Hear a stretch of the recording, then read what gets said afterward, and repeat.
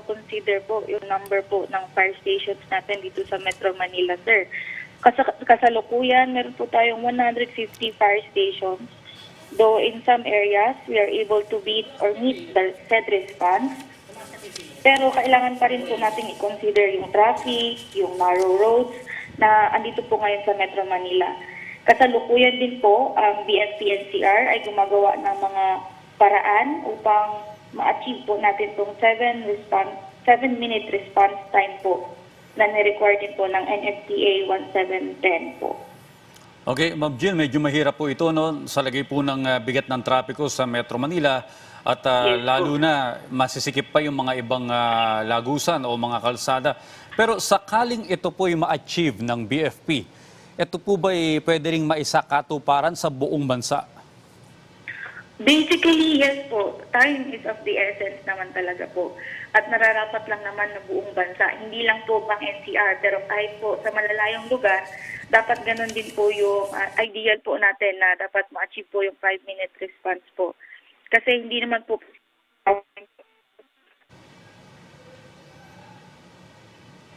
Yes, Inspector Jill. Go ahead. Nandiyan pa po ba kayo, ma'am?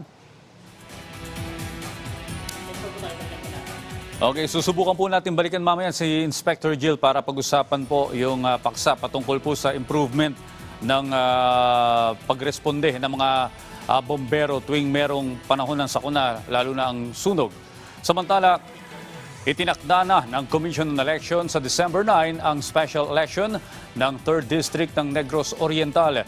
Ito po para mapunan ang nabakanteng posisyon ni dating Congressman Arnie Teves. Base sa inilabas na calendar of activities ng COMELEC, magsisimula ang election period sa distrito sa November 9. At ang campaign period itinakda naman sa kaparehong araw na magtatagal hanggang December 7. At susundan ito ng liquor ban hanggang sa mismong araw ng halalan. Sa December 9, itinakda ang eleksyon mula alas 7 ng umaga hanggang alas 3 ng hapon. Agad sisimulan ang bilangan ng boto at pagkatapos idideklara na rin ang mananalo.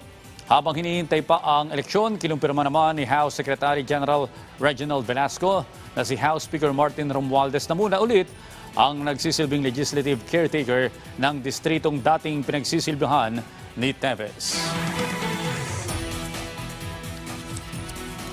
Sa punto pong ito, babalikan po natin si Fire Inspector Jill Elutrisimo, ang hepe po ng Public Information Office ng BFP-NCR. Ma'am Jill, nandiyan pa po ba kayo? Yes. Hello po, sir. Yes po, naputol po ang ating pag-uusap po. Alright, ma'am. Yes po. So may posibilidad po ba ito pag na-achieve natin sa NCR, itong 5-minute fire response, pwede po ba itong ipatupad din sa buong bansa? Yes, sir. Basically, yes po. Time is of the essence. Kaya nararapat lang po na buong bansa, kahit po sa malalayong lugar, hindi lamang po pang NCR, kundi kahit din po sa iba't ibang lugar ng Pilipinas po. Though strategically wise, dapat hindi naman po lahat ma-achieve. Meron naman po sa ngayon, yung mga ibang fire station, though wala silang traffic, pero nasa malalayong lugar po. Kaya medyo itatry po natin yung ma-achieve pa rin po yung 5-minute response po. Hindi lang dito sa NCR. Okay, Inspector Jill, sa ngayon po ba ano yung malaking kakulangan ng Bureau of Fire upang mapaayos pa yung serbisyo nito tuwing merong sunog? As to kakulangan natin po, yung resources po natin from firemen to population to Metro Manila po dito po sa NCR po.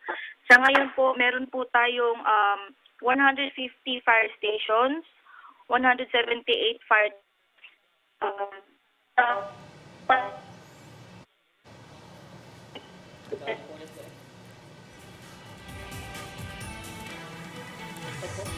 Okay, mukhang nagkakaroon po tayo ng konting technical problem sa linya ng komunikasyon sa Bureau of Fire. At susubukan po natin balikan muli si Inspector Jill maya-maya po lamang.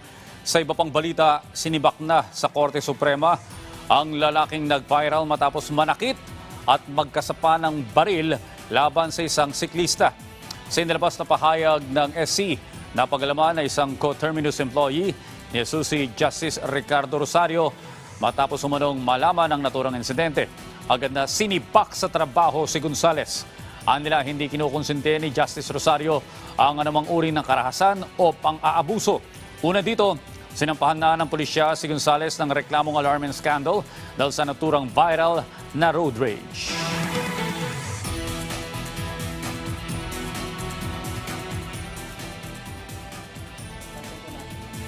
Okay, sa punto po ito, muli natin babalikan si Inspector Jill ng Bureau of Fire Protection. Inspector, nandiyan po ba kayo? Naririnig niyo po kami? Yes po, sir. Malinaw pa yung connection ko, sir. Oh yes, naririnig na po namin kayo. Okay, Inspector, Okay po, sir. kung makatat po ng suporta ang layuning ito, no? Mula sa mga LGU, may mga lugar na po ba tayong tinitingnan dito sa NCR na maaaring gamitin bilang fire substation? Actually po, meron na po tayong mga LGUs po na coordinate po at tumutulong po sa atin po na ma-meet po itong 5-minute response po na kailangan po natin dito sa Metro Manila. Sa ngayon po, meron na po tayong 14 na use of trucks. So, balit hinihimok pa rin po sa puno po ng ating regional director po na si Chief Superintendent Nahong Bisarosa na pinag-iigihan po talaga na madagdagan po ang ating mga fire substations po dito po sa Metro Manila po para ma-achieve po natin po yung 5-minute response po natin. Okay, sa ngayon po ba sapat ba yung mga tauhan at maging yung mga volunteers ng BFP, NCR upang tugunan yung anumang sunog? Ilan po ang bilang ng mga personnel ngayon ng BFP? Sa ngayon po, meron po tayong 3,500 personnel po ng BFP, NCR po. Na nag-accommodate po ng 14 million na population po ng Metro Manila. So kung susumahin po natin, yung Metro Manila po ay nangangailangan pa rin po ng 322 na fire trucks at 500 na personnel po sa ngayon po. Okay, Inspector Jill, paano naman po sa usapin ng skills at training? Sapat po ba yung binibigay ng Bureau sa mga fire personnel nito? Yes po, sir. Ngayon po, sir, ongoing pa rin po yung binibigay po natin ng mga skills and trainings po, sir, na binibigay po sa ating mga bombero. Hindi lang po tayo nagre-resort po dito sa local ng mga na pumupunta din po tayo sa iba't ibang bansa, kagaya po ng Japan. Recently, meron po tayong mga trainings po in partnership with Japan po. Kaya po, pumupunta po tayo doon para mas ma-adapt po yung kanila pong paano po sila nagre-responde sa kanilang bansa at po natin dito sa Pilipinas. Okay, samantala, dumako muna tayo sa Malacanang para sa kaganapan sa pangunguna ni Pangulong Ferdinand R. Marcos Jr. Presidential Medal of Merit awardee, Trade and Industry Assistant, Secretary Alan Gepti, the honorable members of the Academy, the honorable members of the Cabinet, National Academy of Science and Technology President Jaime Montoya, fellow workers in government, other distinguished guests, ladies and gentlemen, magandang umaga po sa inyong lahat. At the very outset, we must apologize for keeping you waiting. But the truth of the matter is, once we sat down and started to discuss with our awardees the different things that we need to do, at napahaba ang aming usapan dahil mukhang marami tayong kailangan gawin. Dahil ngayon, lalo na sa panahon ngayon, ang lahat ng hinaharap natin na mga problema, ang lahat ng pagbabago na nararamdaman natin sa ekonomiya ng buong mundo, pati na dito sa Pilipinas, ang ating kabuhayan ay ang tinitignan po natin ay ang teknolohiya. At ang importante diyan ay yung research and development, ang pag-develop ng mga new knowledge, at bukod dun, hindi sapat na ating na meron na tayong magandang research. Marami naman tayong magandang research. Yung development, doon tayo medyo nagkukulang. Kaya yun ang napag-usapan namin, kaya napahaba ang aming usapan dahil napakahalaga para sa ating mga kababayan na itong R&D, hindi lamang sa healthcare, kundi sa lahat ng sektor ng ating ekonomiya, ng ating lipunan, ay dapat bigyan ng pansin. At ito ang magbibigay sa atin ng kakayahan na harapin kung ano man ang mga magiging bagong, sana naman wala ng pandemya, pero yung iba't ibang problema na dadating. At bukod dun, hindi lamang yung mga bagong sakit na hindi pa natin nakita noon, kung hindi pati na yung mga sakit na matagal na nating na ginagawa ng paraan. Halimbawa, ang pinag-usapan namin ay diabetes, cancer, tuberculosis, HIV. Ito ay hindi naman nawawala ito. Kahit na nabawasan na ang risk sa COVID, ay maliwanag na kailangan pa rin natin intindihin at bigyan ng solusyon ang mga pangkaraniwan, let us just say, not unusual, pero pangkaraniwan na health issues na hinaharap ng buong Pilipinas. And that is why I asked all of those who are involved that we need to now be very conscientious and put together a program wherein we can support in whatever way that the government can on research and development. And as I think all of us know, that some of the problems are in the development side. We kept talking about what are the ways that we can do, what are the methods that we can do so that the R&D or the new knowledge, the new technologies can be brought to market, as it were, as quickly as possible. It is the problem that we have faced in all parts, especially with the new technologies of scaling. And that, I think, is an important problem, an important issue, simply because, again, it does not matter if we have these, we have this very, very clever, very, very advanced and progressive technologies, but if they are not made available to the people, then that effort has gone to waste. And we do not want to do that. The other side of that problem, and as we had identified, is that we are confident we can do it so long as it is well supported. Now, not only by the government, we spoke also about, again, in consonance with our approach, our policy, our concept of an all-of-government approach and a whole-of-society approach, that we include the private sector. Because as we all know, some of these research programs can become quite expensive and they can go on for a long time. And the government will, of course, do its part. But I think we will multiply our efforts. There will be a multiplier effect if we include all the sectors of government and also our private sector partners. And so this is what we are planning to do today. This is what we are planning to do for the future. I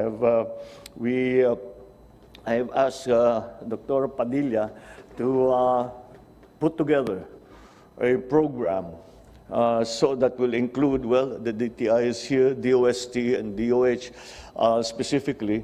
We put together a program so we can support such activities as we have been speaking about in terms of R&D and of actually bringing that technology to the general populace.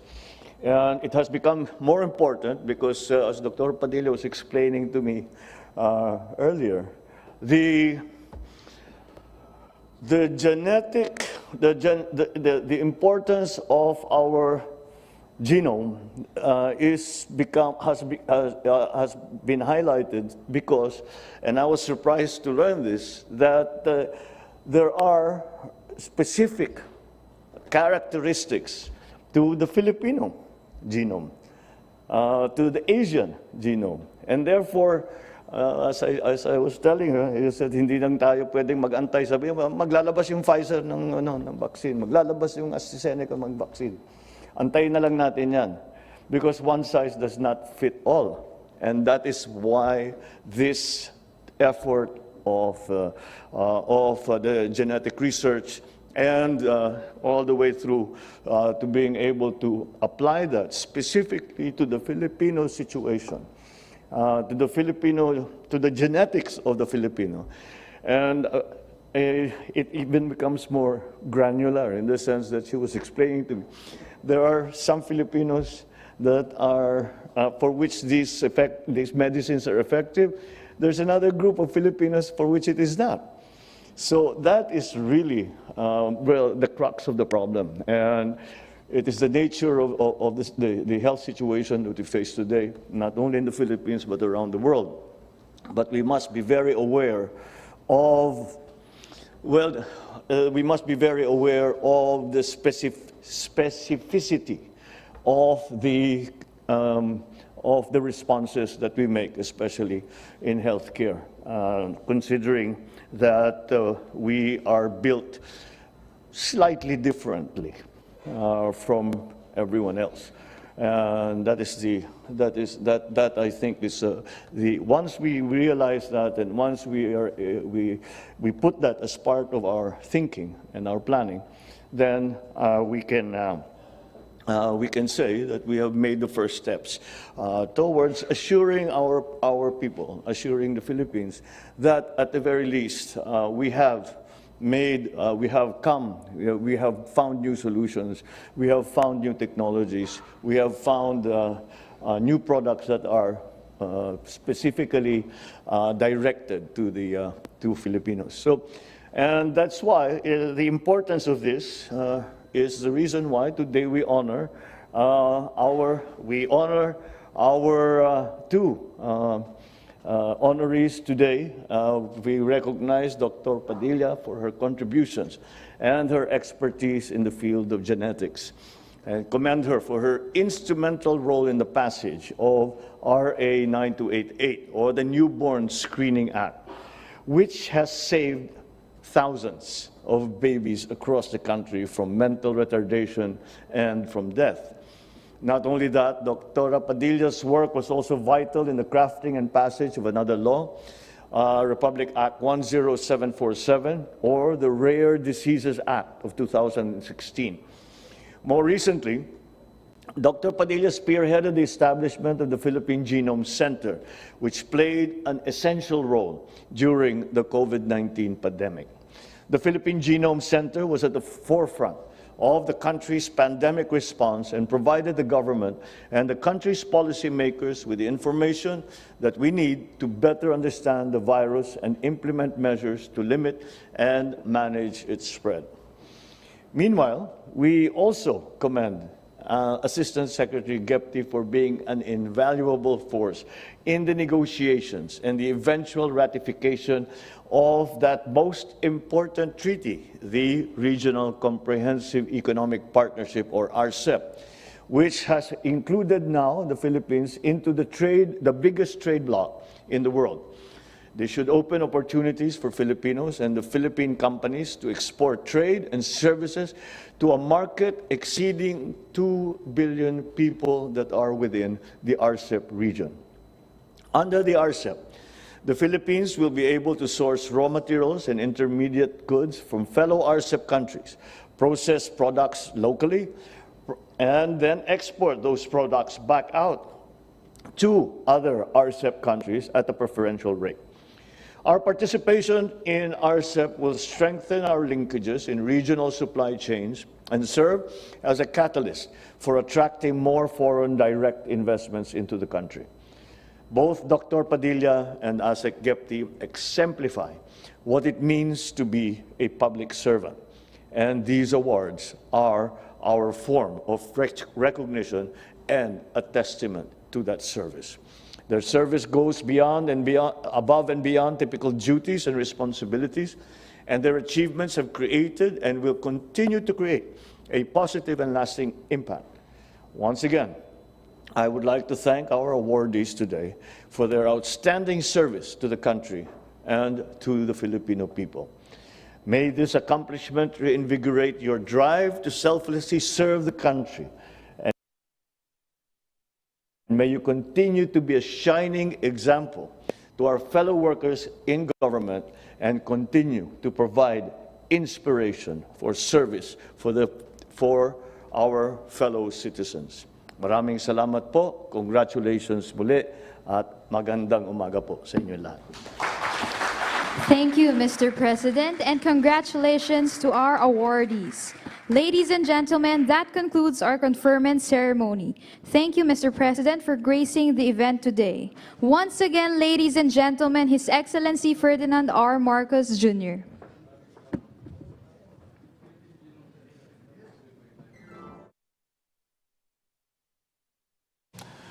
Mga kababayan, ating pong natunghayan ang isang mahalagang conferment ceremony sa Palasyo ng Malacanang. Samantala, balikan po muli natin si Fire Inspector Jill Ilutrisimo.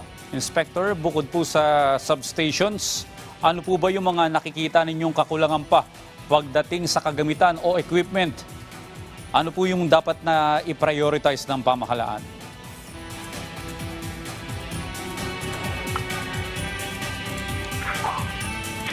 Yes, Inspector Jill. Hello po ma'am, magandang araw po sa inyo. Hello po, sir. Yes, yan, naririnig niyo na po ako ma'am? Yes po, naririnig po. Okay, tanong ko lamang po uli, no? Ano po ba, Inspector, yung mga kailangan na iprioridad, lalo na pagdating sa equipment o kagamitan ng BFP? Ano po yung dapat i-prioritize ng pamahalaan? Okay. Maliban po sa ating pong substation, sir, fire truck, mas higit po na nangangailangan po ang bawat bumbero po ng matibay po na personal protective equipment, fireboats, and most probably din po kasi nandito tayo sa Metro Manila, kumbaga dahil sa dami po ng ating buildings po, mas mahigit na magagamit po yung mga area ladders po natin na fire truck, at especially din po kung kasama po sa ating modernization po, yung choppers po, helicopters po natin po. Okay, Inspector, may napansin lang ako, no? Kasi nung kabataan ko, nung 80s, 90s, marami akong nakikita mga fire hydrants na nagagamit pa ng mga bombero. Pero sa ngayon po, no, wala na ako masyadong nakikita nito. Hindi na po ba advisable ang paggamit ito? Sa ngayon po, meron pa rin naman po tayong mga fire hydrants po na nakalagay po dito sa Metro Manila po, sir. Pero sa ngayon po, mas pinag-iiting po, lalo na po sa pamumuno po ng Regional Director po na si Chief Superintendent na Hong Rosa, sir, yung ating pong mga fire hose cabinet, sir. Kasi meron po tayong mga lugar dito sa Metro Manila, kumbaga hindi po naaabot po ng ating pong mga fire trucks sa sobra pong kitid ng mga daanan. Kaya mas pinag-iiting po na malagyan ng mga fire hose cabinets po yung ating mga masisikip na lugar dito sa Metro Manila po. Okay. Ma'am, ano naman po yung mga dapat na maging priority measures sa kalsada? Lalo na kapag medyo mabigat po yung lagay ng trapiko at kinakailangan dumaan ng mga fire trucks kapag may sakuna? Sa ngayon po, close coordination po with MMDA at saka sa local traffic enforcers natin. Ganun pa rin po, yung local government unit po ang mas nakakatulong po at tama po namin pagdating po sa mga responde po natin dito po sa daanan po. So tuwing may sunog, yung traffic management po talaga yung kaisip na kailangan natin para sa mas efficient na response po natin. At lalong-lalo po, ma-educate po ang ating mga motorista na kapag may emergency vehicles or fire trucks na sana po mag-give way po sila. Okay, yes ma'am. Katanungan naman po mula kay Claire Hesita ng DCAR Sunshine Radio. May mga bago na po bang paraan ang BFP para mabilis na marespondihan ang sunog sa mga lugar na hindi na pa... Medyo choppy po kayo. Okay. Okay, ulitin ko lamang po yung katanungan mula po sa Sunshine Radio sa reporter na si Miss Claire Hesita. Meron daw po bang mga bago na paraan ang BFP para mapabilis yung pagresponde ng sunog sa mga lugar na hindi nakakapasok yung mga malalaking fire truck? Halimbawa po yung mga maliliit na eskinita na kadalasang dahilan kaya hindi agad naapula yung sunog. Yun nga po, sir. Maliban po sa mga fire hydrants natin, dahil po limit po yung pagpasok po ng ating mga fire truck dahil po sa mga makikitid po na daan.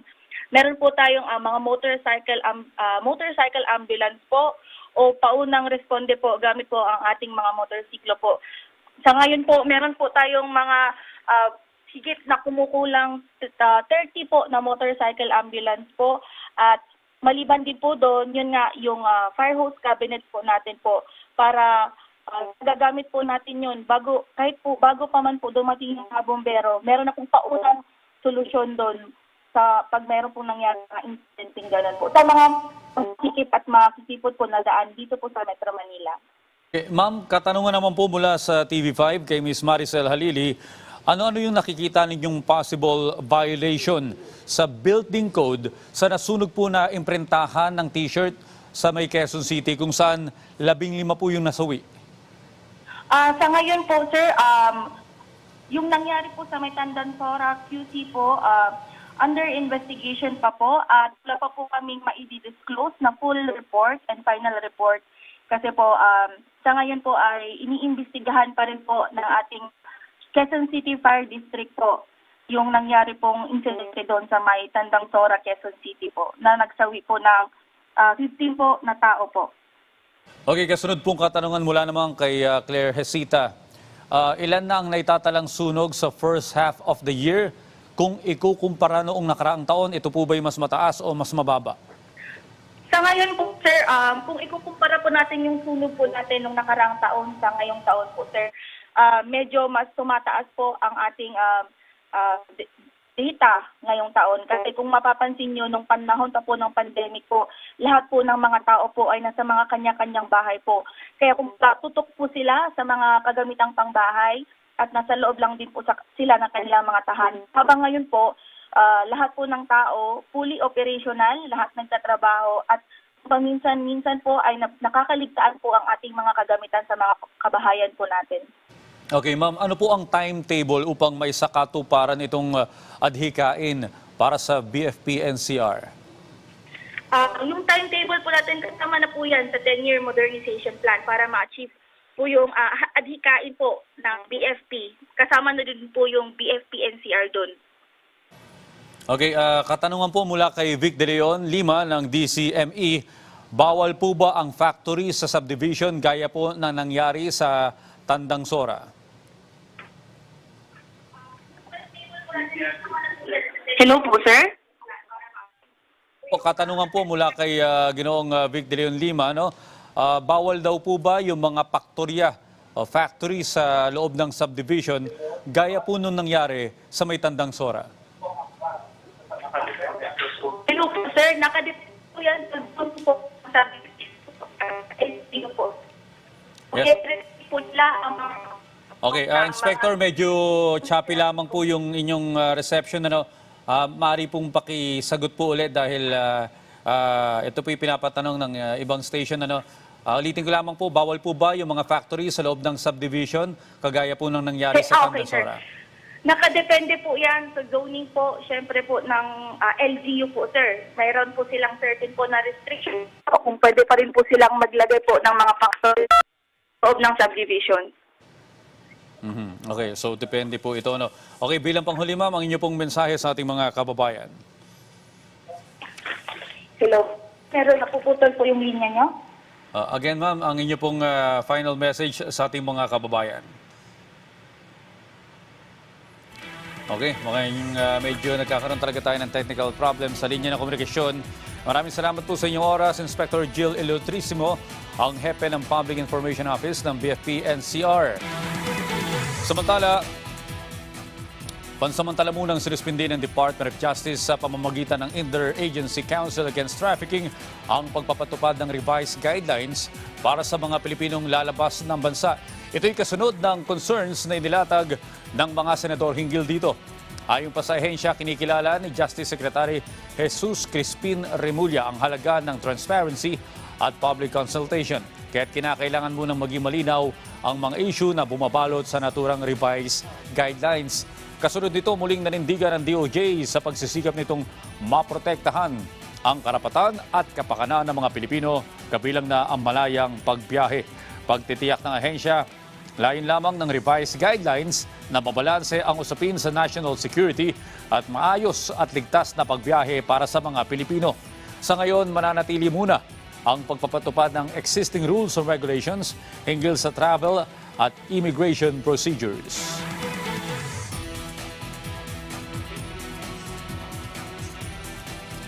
Samantala, patuloy na paghahanda ng Muslim Mindanao Region para sa barangay at SK election. Ating pong pag-uusapan kasama si Chief Minister Ahod Al-Haj Murad Ibrahim ng Bangsamoro Autonomous Region in Muslim Mindanao. Chief Minister, magandang araw po sa inyo. Magandang araw po naman. Yes, sir. Kamusta na po ang filing ng Certificate of Candidacy ngayon sa Bangsamoro Autonomous Region in Muslim Mindanao?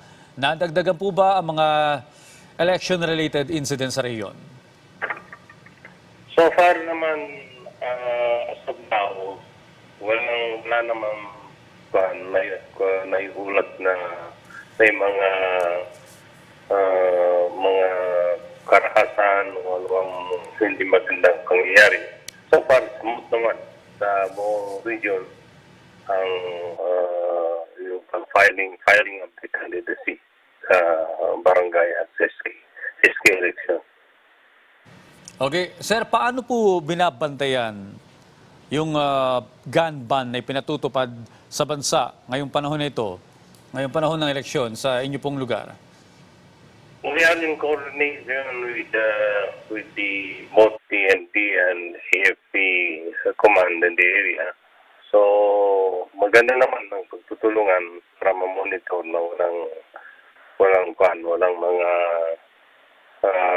violation sa gun ban na pinapatupad ng national government. Okay, mga kababayan, pansamantala po muna nating pinuputo ng ating panayam kay Sir Ibrahim. Dumako po muna tayo sa Malacanang para sa pre-departure briefing ng DFA.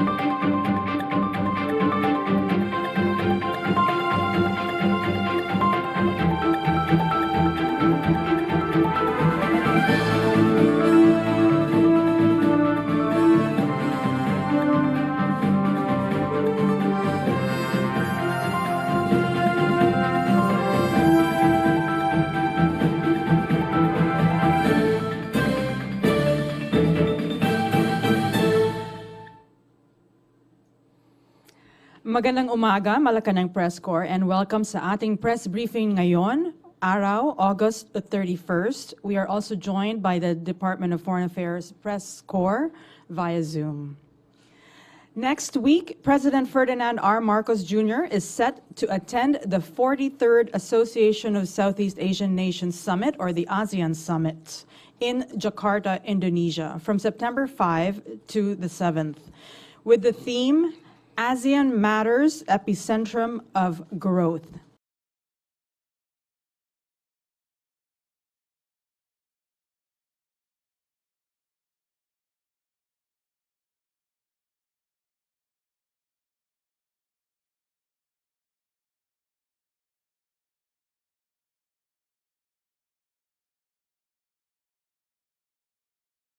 Of course, let me say that it's again a pleasure to be with you after several summits ng ASEAN during my time and the President's term.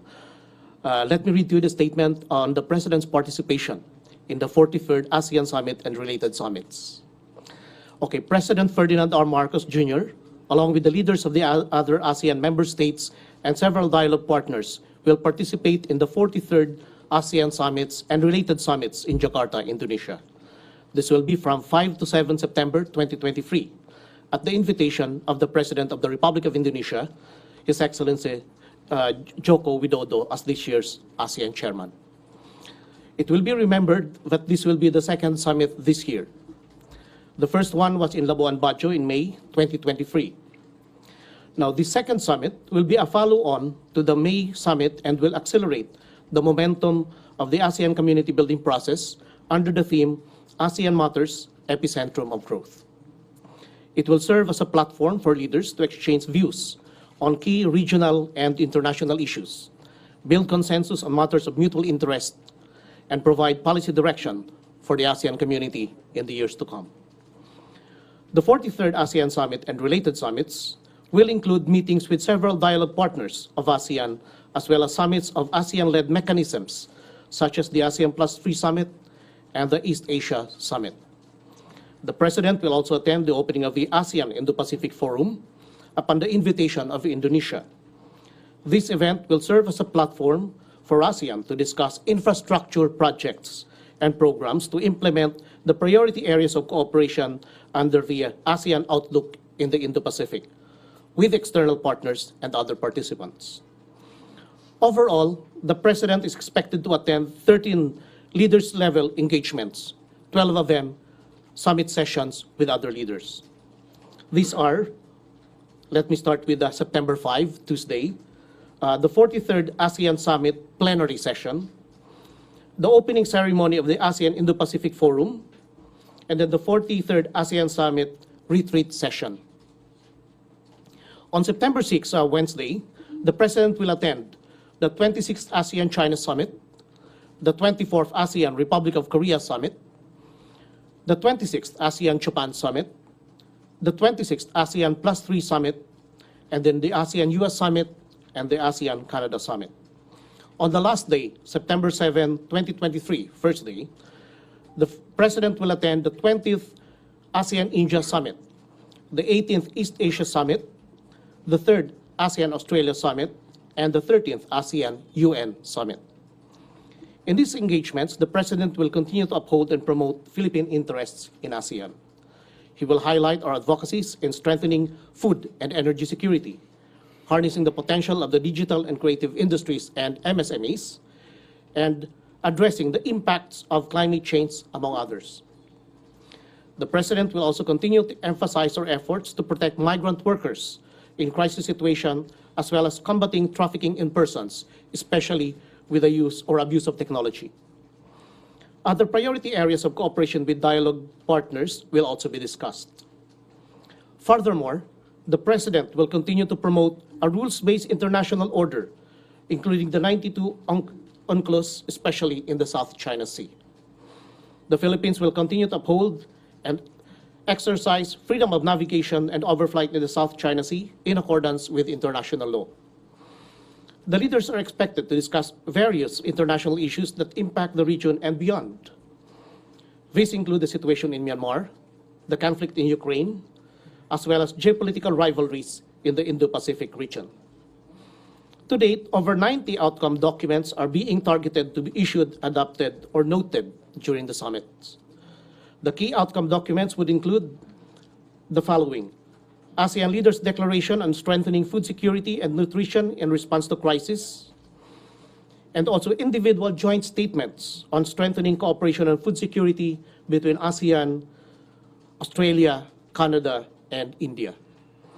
ASEAN Guidelines on the Protection of Migrant Workers and Family Members in Crisis Situation, ASEAN Leaders' Statement on the Development of the Digital Economy Framework Agreement, and the ASEAN Joint Statement on Climate Change to the 28th session of the Conference of the Parties for the United Nations Framework Convention on Climate Change, among others. The 43rd Summit and related summits will conclude on 7 September 2023 with a handover ceremony of the ASEAN chairmanship from Indonesia to the Lao People's Democratic Republic. That ends the briefing. I'm now open to your questions. Yeah, thank you, ladies and gentlemen. Jinky Badicados, IBC 13. Hi, sir. Good morning po. Hi, good morning. Sir, how is the summit different from the 42nd in terms of agenda and purpose? Okay. Primarily, most of the agenda items are the same, but in the 42nd summit last May, it was primarily a series of activities setting the frameworks of this agenda. Now, in the 43rd Summit, we will not, the activities of the various participants will now focus on the follow-on activities to realize the deliverables of the 42nd Summit. So parang the completion or the next steps for the 42nd Summit. But of course, just like in most ASEAN summits, the story does not end there. Yeah, usually these are long-term activities that continue on and on, depending on the issues concerned. Yeah, thank you. Sir, ang 43rd Summit is expected to produce no more agreements. May we know kung saan po nakafocus yung agreements na gagawin on this particular summit po? Well, actually, as I said a moment ago, there are 50 deliverables. But yung pinaka-importante, let me just say na siguro sa atin, let's focus on what are the ones that are most important to the Philippines. So we'll be focusing on food security and energy security, of course, post-pandemic transformation, and then the digital economy and the e-commerce and the creative industries, MSMEs, and of course, protection of migrant workers. So if you will remember, during the 42nd Summit, there was this leaders' declaration on the protection of migrant workers and their families in times of crisis. This time, under the 43rd Summit, we are now discussing the guidelines for the implementation of that. Yeah, thank you. Okay. Maricel Halili, TV5. Hi, sir. Magandang umaga Hi, po. hello, good morning. Sir, is the President, or meron po bang scheduled bilateral meeting with the President and other leaders of ASEAN and other leaders who will be present during the summit? Yeah, there are actually several. Not all of these are confirmed. Ang iba niluluto pa, no? But there will be one with Prime Minister of Cambodia, Hun Manet, bilateral meeting with the Republic of Korea President Yoon Suk-yeol, and a bilateral meeting with Timor-Leste Prime Minister Kay Rala Sanana Gusmao. And there's another one with Vietnam Prime Minister Pham Minh Chinh. And what will be the focus of the discussion among the leaders? Okay, with Vietnam, the focus will be on strengthening the strategic partnership between the two countries, and of course, cooperation on rice and food security. With Sanana Gusmao of Timor-Leste, of course, the President will congratulate him on his assumption of office last July. But let's say at the same time, we will reassure Timor-Leste of our cooperation with their country in the years to come, especially in their preparations for final membership in ASEAN. Yeah. And then with Hun Manet, again, the President intends to congratulate the new Prime Minister on his assumption of office. And again, we will be discussing matters of mutual concern between our two countries. And then with President Yoon Suk-yeol of Korea, we'll be discussing new areas of cooperation in time for the 75th year anniversary of the establishment of the diplomatic relations between the Philippines and Republic of Korea. At the same time, we'll be thanking also Korea for its support for the Philippines in terms of the assistance that they gave during the Typhoon Egay, around $300,000. And then also they intend to donate under the ASEAN Plus 3 rice reserve arrangement a total of 750 metric tons of rice to the Philippines. 400 of that are already in the pipeline. Thank you. Okay. There are others, but I cannot confirm at this point yet the others because they're still being arranged. Alan Francisco, PTV4. Hi, ma'am. Hi, sir. Good morning. Sir, in layman's term, how can our kababayans benefit from this kind of summit which the President will be attending to? Okay, in layman's term, we can say that in several ways, our kababayans will definitely benefit. Like what I said a moment ago, the focus, if you look at all of this, in general, the focus will be on our post-COVID recovery and transformation, especially in terms of the economy and food and energy security. During this summit, meron ding yung tinatawag na meetings concerning trade and investment. Of course, the President will be pitching for more trade and investment with ASEAN countries as well as external partners. And then at the same time, during the infrastructure forum na mention ko kanina, there will be 5 infrastructure projects of the Philippines that will be included in the promotion during that forum. No, and all of them, airport development projects in Zamboanga, Busuanga, Sanga-Sanga in Tawi-Tawi, also in Brooks Point, Palawan, and there's another one in all in all there are 5 of them. Yeah. So at the same time, we will also very much benefit from the arrangements for the protection of migrant workers and their families na pinag-uusapan na since the last summit. Okay. Celerina Monte of NHK. Good morning, sir. Good morning. Sir, regarding the joint statement or joint communique that will be released during the summit, may we know if the Philippines would be insisting on because of the recent incidents in Ayungin, as well as the new map being released by China. So would that be discussed in the joint communique, or will the Philippines push for any statement regarding that matter? The Philippines is definitely pushing for statements in that regard. But of course, I cannot give you yet the final text of that because it's still being negotiated. But most probably, what could be the wordings possible? I cannot say. There are 10 countries, and there's in other statements there are external partners involved, and it only takes one to object, and you lose consensus. So I cannot predict at this point. So do you think you could get the support of the other ASEAN members? Definitely there are external partners who support us, but I cannot say at this point if it will be at the level of consensus in the end. So it's just not merely condemnation or what? Or well, we're saying something in that regard. Yeah, not exactly with the word condemnation, but to that effect. Okay. but what could be the diplomatic way of saying it? Alam mo, yung language, pinag-uusapan pa eh. So I cannot predict at this point kung ano magiging outcome. Okay. Magbabago yan many times depending on the compromise and usapan doon. Okay. Ken Sasaki of Kyodo News. Thank you. Hi, hello. Hello. I'm interested in the Philippine policy on Myanmar issue. How do you evaluate the initiative by Thailand to make a dialogue with the Myanmar regime? And also, the decision of ASEAN had been consensus-based. But virtually now the decision is made exclusive of the Myanmar. Do you think the principle should be changed for the decision making of ASEAN?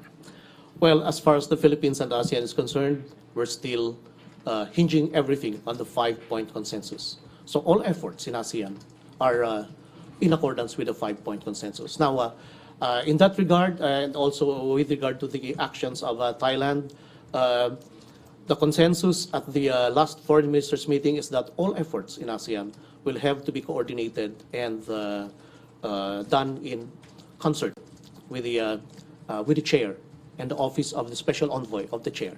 So that is our position on that. Now, we fully support all the efforts of the ASEAN chair, Indonesia right now, in increasing engagement with all stakeholders, all the parties in the Myanmar issue to come up with a constructive dialogue in this regard. Yeah, thank you. Okay. Alexis Romero, Philippine Star. Good morning, Asek. Hi, good morning. Do you expect significant developments during the summit with regard to discussions on a binding code of conduct for South China Sea claimants? Because as we all know, taon-taon na lang kasi itong ASEAN and then laging binabanggit yung the need to fast-track the binding code of conduct. Nothing seems to be happening. So do you expect a significant development, at least during this summit, with regard to that? I think during this summit, napaka-eksinong panahon, no? We just hosted the joint working group meeting on the DOC in the Philippines last week, August 22 to 24. And kasama dun sa mga pinag-usapan, among what we call milestone issues, itong whether the COC should be legally binding or not. So, hindi pa tapos ang usapan dyan. Pag-uusapan pa yan. And most probably, we'll have to wait because hindi pa natin alam kung ano magiging actual na laman ng COC and whether it's good for all of us for it to be legally binding or not. So realistically, what will be achieved in this summit in terms of that code of conduct? Well, at most there will be a reporting on what happened during the last meeting in the Philippines on the of the joint working group on the COC, but nothing definitive yet in terms of yung sinasabi mong whether legally binding or non-legally binding and other issues. It's a very methodical process. So hindi natin dapat madaliin ito. Yan. What impediments do you see in the crafting of that code of conduct? Well, marami na. Definitely, yung mga national interest natin, medyo nagkakaiba, no? But at this point, I cannot exactly say that to you kung ano to mga ito, no? So, since there are several countries involved here, and nandyan din yung ASEAN, we'll have to come up with a compromise on every step of the way. It's been happening for already a long time. So, I think it will take a little bit longer para matapos ito. Okay, we have a question from Malu Bartolome of Business Mirror from the DFA Press Corps. ASEAN parliamentarians for human rights have condemned the expulsion of Timorese diplomat from Myanmar. What is the Philippines' position regarding this? Well, I cannot exactly comment on that because that's a bilateral issue. No? It's a bilateral issue. It's being handled by another office. Well, suffice it to say that on matters of declaring people persona non grata or diplomats persona non grata, that's a sovereign prerogative of the state concerned. But as far as we are concerned in the 5-point consensus, the 5-point consensus calls for the engagement of all parties. So let me stop at that one. I think you already understood the.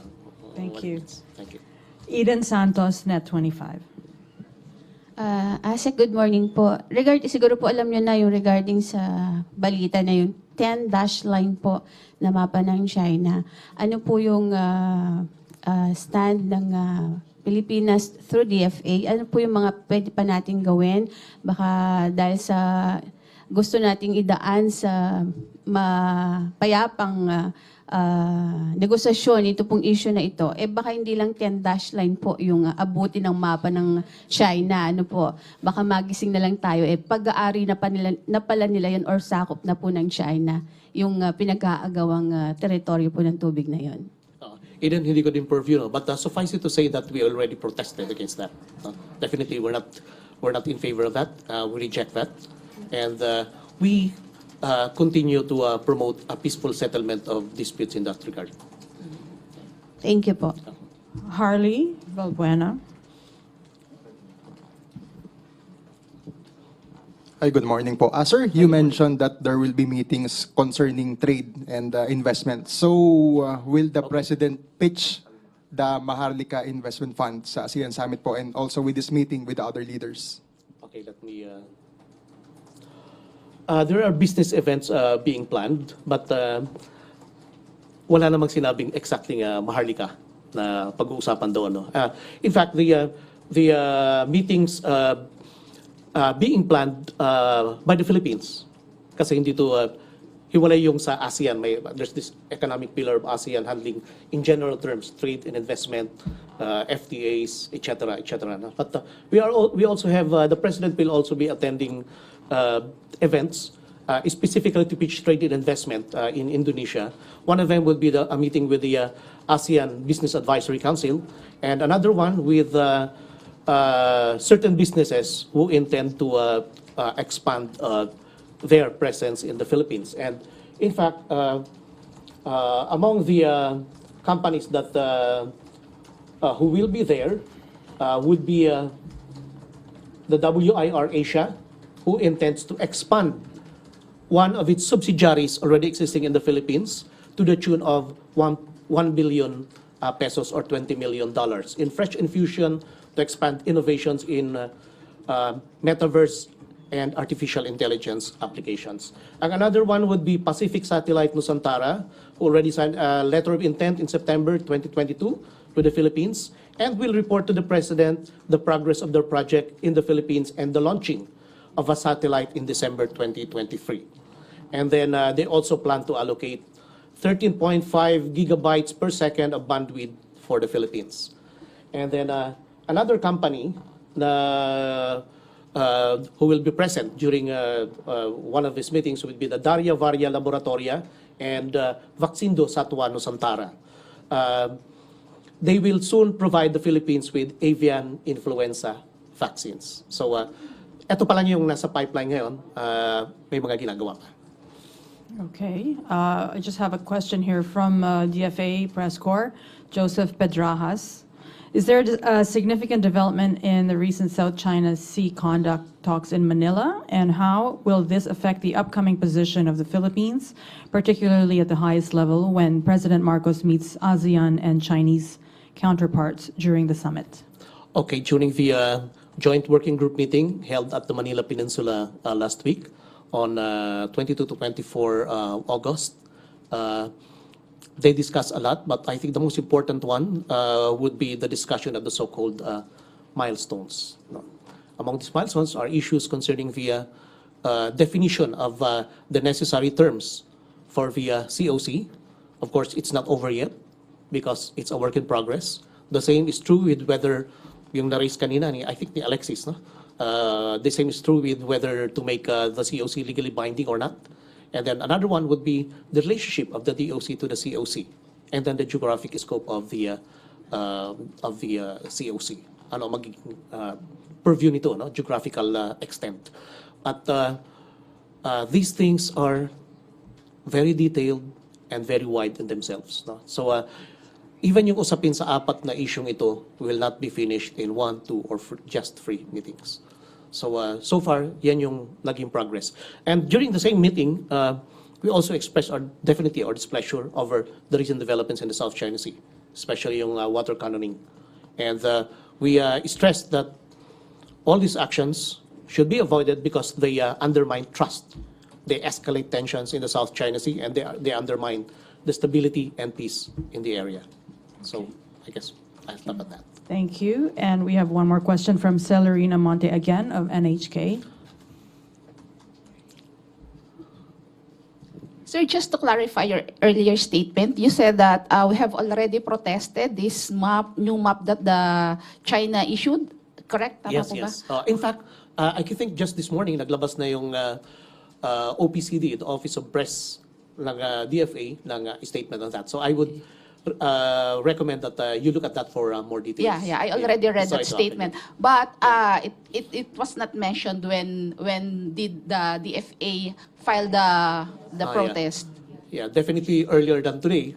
Di ko din alam kasi we are not with that office. No? Okay. We're with ASEAN. Tuesday New, DZBB. Hi sir, balikan ko lang po yung dalawang laboratories kanyo na magpo-provide ng avian influenza vaccines. From what countries po itong dalawang laboratories? And, These are from Indonesia. and yung, ano sir, magdadala ba sila rito ng gawa na o dito sila magmamanufacture? Well, actually, nasa development na sila ng vaccine, but primarily most of this will be done in Indonesia. Okay, Heidi Sampang. Sir, curious lang kami, gaano po kalaki yung delegation na kasama po ng Pangulo? Okay, sa ngayon, I can only confirm three, aside from the President. Kasi ang sa purview lang naman ng ASEAN National Secretariat, yung tinatawag nating the head of the 3 pillars of ASEAN among the Philippine cabinet members. So that's Secretary of Foreign Affairs Enrique Manalo, si Secretary Gatchalian of DSWD, who heads the socio-cultural pillar of ASEAN within the Philippines, and then si Alfredo Pascual of DTI, who heads also the economic pillar. Now, it's up to the President kung sino pang idadagdag niya. So, there will be more, definitely. Okay. Jean Mangaluz, Inquirer.net. Good day, sir. Will Vice President Sara Duterte be designated as OIC while President Marcos is away? Sorry, I don't know that. Yeah, I guess you have to direct that question to the Office of the President. Did you raise your hand? Yeah. Ivan Myrina. Will there also be a business delegation coming with the president?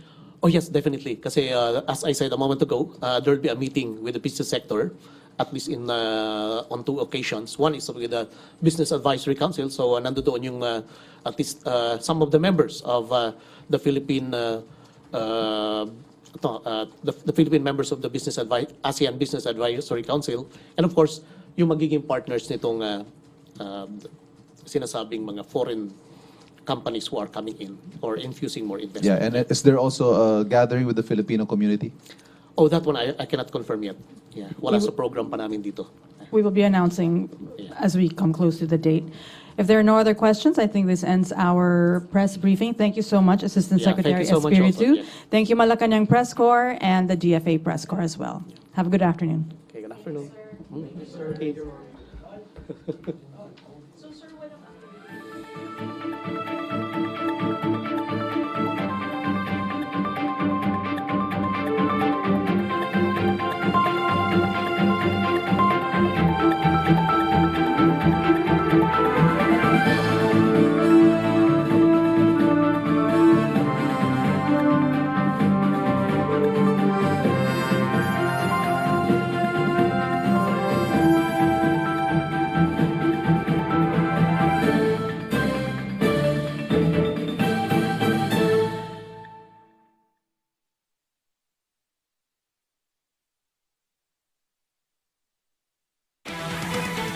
Sa mahalagang press briefing sa Palasyo ng Malacanang. Sa punto pong ito, balikan na po natin si Chief Minister Ahod Al-Haj Murad Ibrahim ng BARM hinggil pa din sa patuloy na paghahanda ng Muslim Mindanao Region para sa barangay at SK elections. Ilang mga kapulisan po yung nakadeploy ngayon sa buong rehiyon, sir?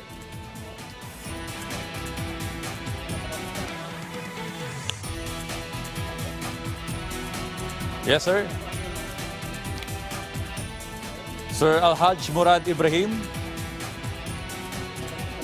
Okay, susubukan po natin na balikan si ang Chief Minister, no? Na si Al-Haj Murad Ibrahim. Marami pang balita ang dapat talakayin sa pagbalik ng public briefing. #LagingHandaPH. Kaya natin to. Kaya natin to. For the unlimited na talakayang pambayan, dito natin yan pag-uusapan.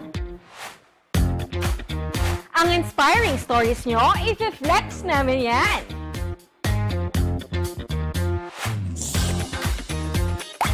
Dahil dito sa Schoolmates, deserve nyong mapakinggan.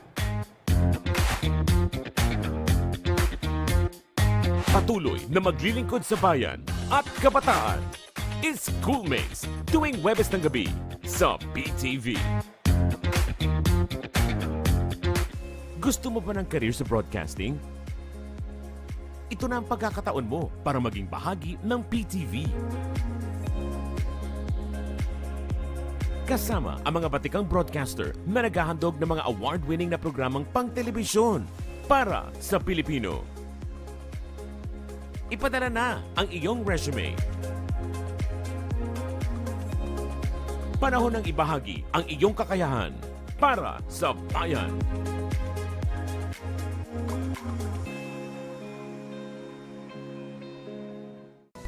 Patid sa inyo mga konkretong impormasyon at serbisyong may aksyon. At muli, ang tunay na malasakit ay laging at work. Balanseng balitaan at napapanahong talakayan. Sentro Balita. Lunes hanggang Biyernes, alas 12:30 ng tanghali.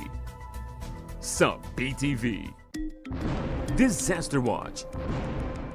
Alamin ang heavy rainfall warning system ng Pag-asa. Yellow rainfall warning.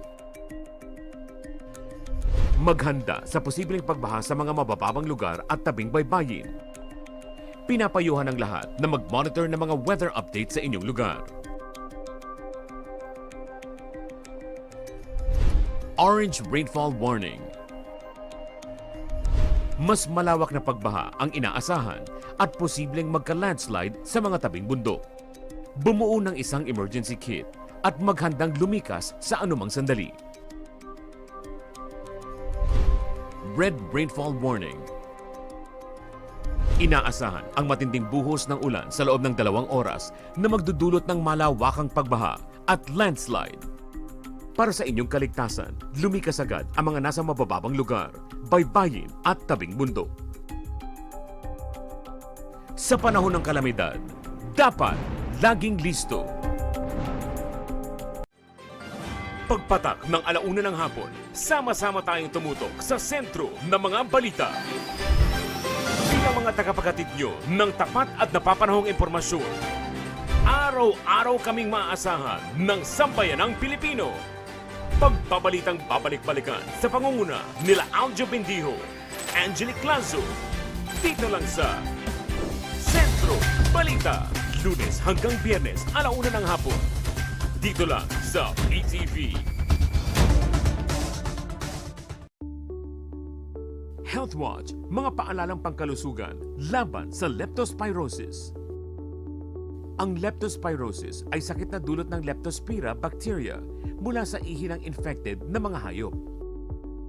Naipapasa ito sa pamamagitan ng pagtalsik ng kontaminadong tubig sa mata, ilong at bibig, sa kontaminadong pagkain at inumin, at paglusong sa maraming tubig habang may bukas na sugat. Kabilang sa sintomas ng leptospirosis ang lagnat, panginginig, pananakit ng katawan, sakit ng ulo, pamamantal, pamumula ng mata, paninilaw ng balat, at diarrhea. Kung hindi maaagapan, maaari itong makapinsala sa bato, utak, at atay. Agad kumonsulta sa inyong doktor o sa malapit na health facility kung makaramdam ng sintomas. Para makaiwas sa leptospirosis, iwasang lumusong sa maduming tubig o baha, o gumamit ng bota at gloves kung kinakailangan. Maligo at magsabon agad kung nababad sa maduming tubig. Siguruhing malinis ang inumin. Panatilihing malinis ang bahay at kapaligiran. At ugaliin ang tamang pagtatapon ng basura. Tandaan, sa panahon ng sakit, dapat laging listo. Napakalakas na ng hangin at expect daw na mas lalakas pa ito. Hindi nyo nararamdaman ang bagsik ng super typhoon. Sa mga oras na ito, batay sa monitoring ng mga taga-barangay, initikas na yung mga residenteng malapit sa baybaying dagat. Baka posible nang matabunan ang kanilang buhay. Kaya naman yung mga motorista doon sa kabilang side. Kaya patuloy ang paalala ng mga otoridad. Pumapasok dito, pumayag yung mga residente dito.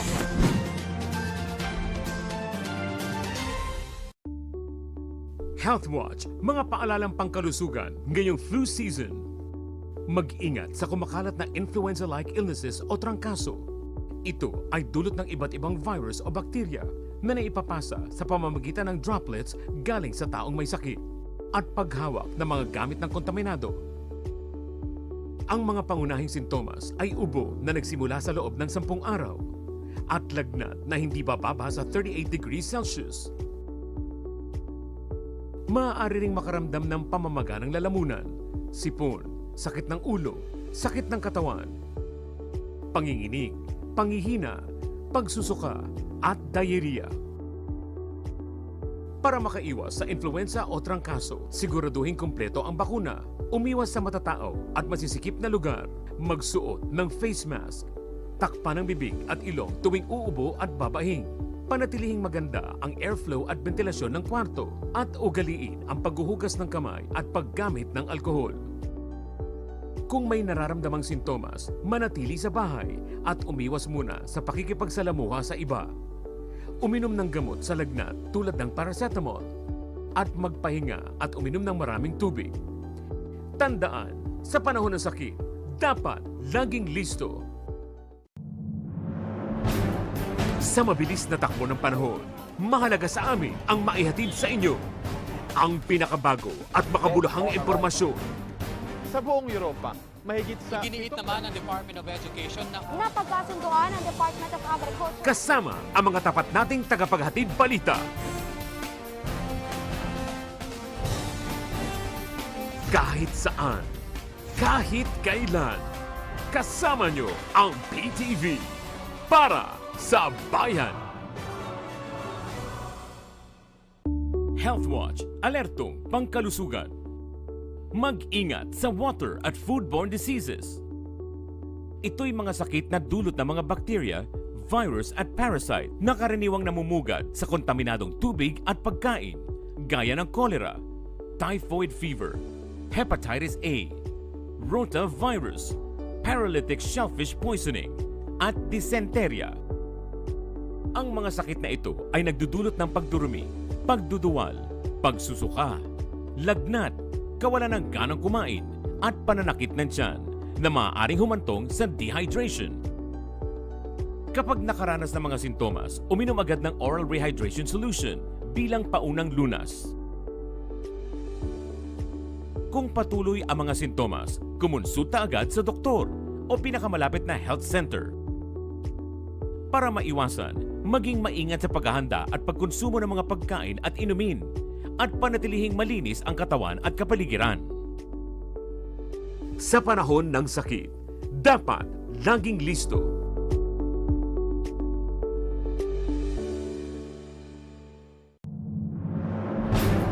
Sa mabilis na takbo ng panahon, mahalaga sa amin ang maihatid sa inyo ang pinakabago at makabulahang impormasyon.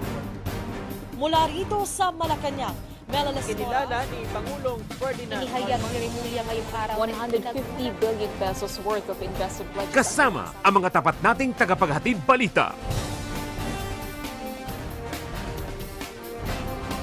Kahit saan, kahit kailan, kasama nyo ang PTV para sa bayan.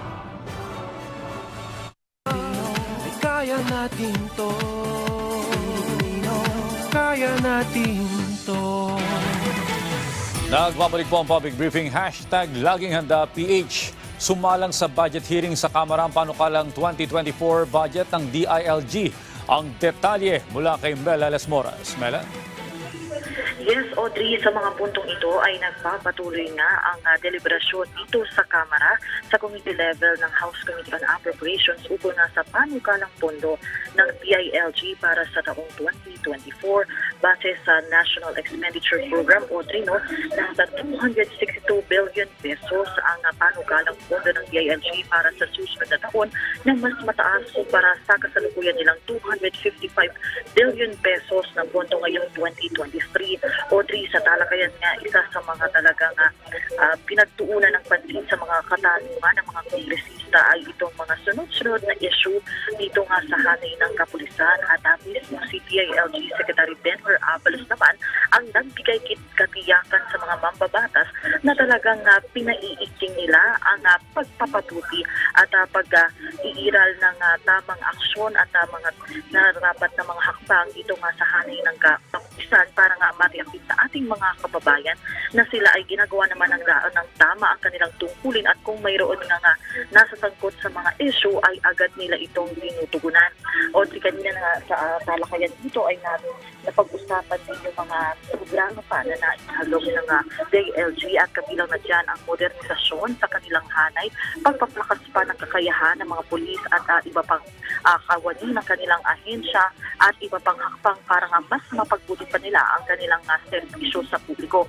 O di naasahang magtatagal pa hanggang mamaya ito mga budget hearing ng DILG dahil marami pang mga mambabatas ang nakapila para magtanong sa DILG ukol pa rin sa kanilang serbisyo para sa ating mga kababayan. At yan muna ang latest audio mula rito sa Batasang Pambansa, Mela Lesmoras para sa bayan.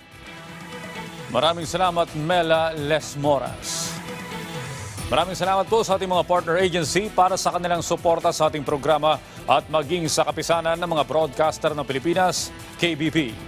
At dito na po nagtatapos ang ating programa sa araw na ito. Hanggang bukas, ako po inyong lingkod, Audrey Goriseta, at ito ang public briefing #laging handa PH. Kaya natin to. Kaya natin to.